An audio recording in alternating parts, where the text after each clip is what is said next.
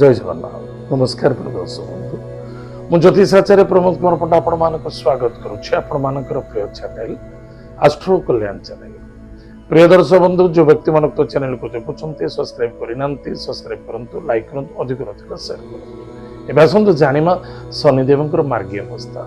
ताले प्रिय दर्शक बंधु शनि वक्री अवस्था रे थिले मीन राशि रु कुंभ राशि को जाय वक्री अवस्था रे थिले किंतु वर्तमान शनिदेव मोस्ट पावरफुल अच्छे कहीं ना मार्गीय अवस्था को जाइछन्ते। कुंभ राशि पुनः मीन राशि को दृष्टि यानी गमन मध्य। ताहले प्रिय दर्शक बंधु जो व्यक्ति जन्म जातक राशि होची कन्या राशि अन्यथा जन्म जातक लग्न होची कन्या लग्न। एतद व्यतीत जदि आपण पाखरे जातक नाही नाम राशि होची कन्या राशि निश्चित रूप से एपिसोड देखिबा अत्यंत आवश्यकता अछि। प्रिय दर्शक बंधु शनि जिते बड़े मार्गीय अवस्था को जानते निश्चित रूप से बहुत पावरफुल हो जानते। ताहले शनि एति पावरफुल हो जानते जे लाजवाब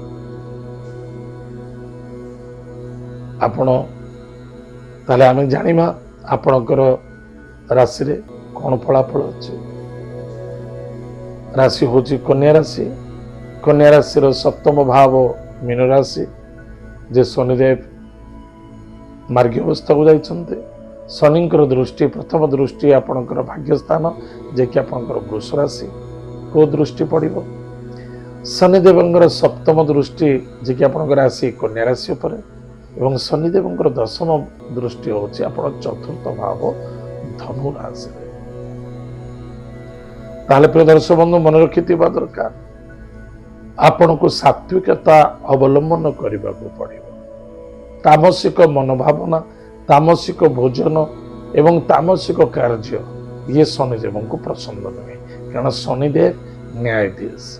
जदि कौन से आप कष्ट पाउछंती पीड़ित होउछंती दुखित होउछंती हारासमेंट होउछंती बा आपण कहा द्वारा अपमानित होउछंती असम्मानित होउछंती हारासमेंट होउछंती त दायी होउछंती सिर्फ आपण।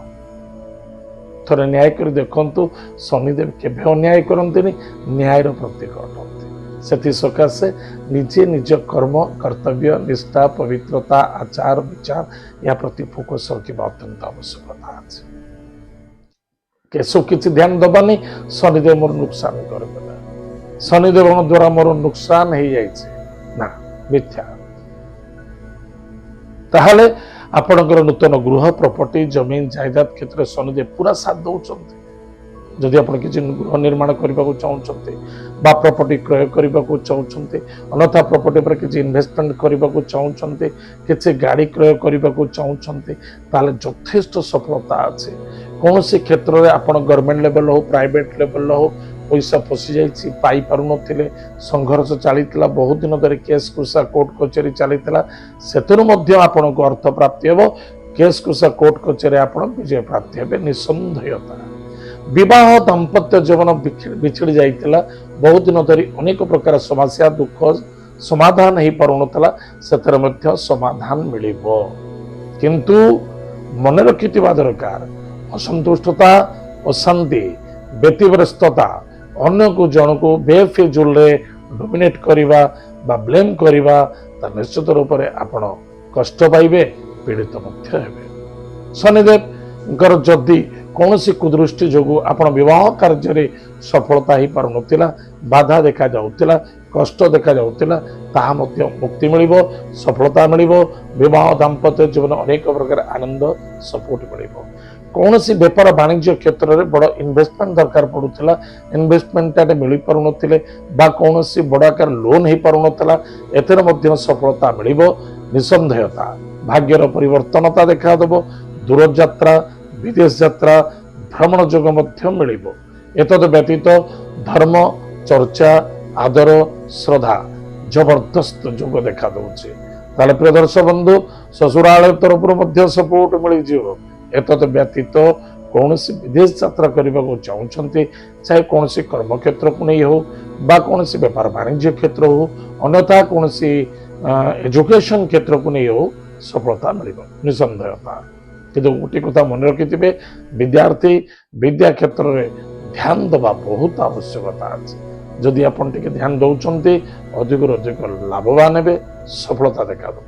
ଅପୁତ୍ରିକ ପୁତ୍ର ଲାଭନ୍ତି, ତାହେଲେ ଅପୁତ୍ରିକ ଯେଉଁମାନେ ଥିଲେ ସେମାନେ ପୁତ୍ର ପ୍ରାପ୍ତି ହେବ। ନିସନ୍ତାନୀ ସନ୍ତାନ ପ୍ରାପ୍ତି ଯୋଗ ଦେଖାଦେଉଛି ଏବଂ ବେପାର ବାଣିଜ୍ୟ କ୍ଷେତ୍ର ମଧ୍ୟ ଉନ୍ନତି ସଫଳତା ମଧ୍ୟ ଅଛି। ତାହେଲେ ପ୍ରିୟ ଦର୍ଶକ ବନ୍ଧୁ, ପ୍ରତିକାର କ'ଣ କରିବା, କ'ଣ ସାବଧାନ ରହିବା, କ'ଣ ପ୍ରତିକାର କରିବା? ସାବଧାନ ହେଲା ନିଜର କ'ଣ କରିବା ଉଚିତ, କ'ଣ ନ କରିବା ଉଚିତ, ନିଶା ଦ୍ରବ୍ୟ ଏସବୁଠୁ ଦୂରେ ରହିବେ, ମିଥ୍ୟାର ସାହାରା ନିଅନ୍ତୁନି ଏବଂ ସଦାସର୍ବଦା ଆଧ୍ୟାତ୍ମିକବାଦୀ ହୁଅନ୍ତୁ, ଆଧ୍ୟାତ୍ମିକ ଚେତନାରେ ଚାଲନ୍ତୁ, ତାହେଲେ ନିଶ୍ଚିତ ରୂପରେ ସଫଳତା ମିଳିବ। ପ୍ରତ୍ୟେକ ଦିନ ପ୍ରାତଃ ସମୟରେ ସ୍ନାନାଦି କାର୍ଯ୍ୟ ସାରି ମହାମୃତ୍ୟୁଞ୍ଜୟ ମନ୍ତ୍ରକୁ ଜପ କରନ୍ତୁ, ହନୁମାନ ଚାଳିଶା ପାଠ କରନ୍ତୁ, ମାତା ପିତା ଗୁରୁଜନଙ୍କୁ ଭକ୍ତି କରନ୍ତୁ, ଶ୍ରଦ୍ଧା କରନ୍ତୁ, ତାହେଲେ ଚାहे ସେ ବେପାର ବାଣିଜ୍ୟ ହଉ, ଚାहे ଜବ୍ରେ ହଉ, ସମସ୍ତ କ୍ଷେତ୍ରରେ ବିଜୟ ପ୍ରାପ୍ତି ହେବ, ଲାଭେ ରହିବେ। ପ୍ରିୟ ଦର୍ଶକ ବନ୍ଧୁ, ଏତ ଥିଲା କନ୍ୟା ରାଶି ବ୍ୟକ୍ତିମାନଙ୍କ ପାଇଁ ଶନିଦେବଙ୍କର ମାର୍ଗୀ ଅବସ୍ଥା। ଆଜି ତ ସମୟ ଯାଇଛି, କାର୍ଯ୍ୟକ୍ରମକୁ ଆମେ ଏଠି ରଖୁଛୁ। ପୁଣି ଦେଖା ପାକା ମଧ୍ୟରେ। ଜୟ ଜଗନ୍ନାଥ, ନମସ୍କାର।